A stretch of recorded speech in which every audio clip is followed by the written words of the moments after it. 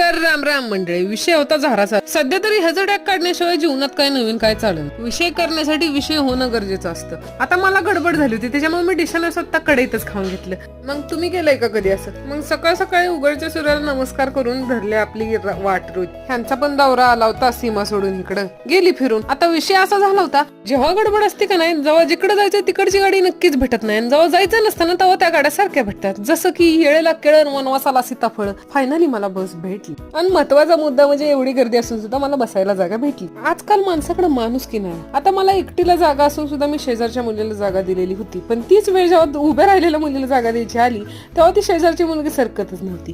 म्हणजे किती दिवे जन्माला घातलेत माणसाने आजकालच्या काळात. हिलाच बसायला जागा दिली नसती म्हणजे हिनं काय केलं असतं. पुरीचा विषय असाच असतो, कुसक्या नाचक्या सडक्या. ह्याच ठिकाणी भावाचा विषय असता तर भाऊ म्हणला असता, भावड्या बस मांडी जाऊ. तसंच पचायला अवघड जाईल, पण मुलाने काल दिलदारपणा मुलींच्यात कधीच नसतो. आणि म्हणे वुमन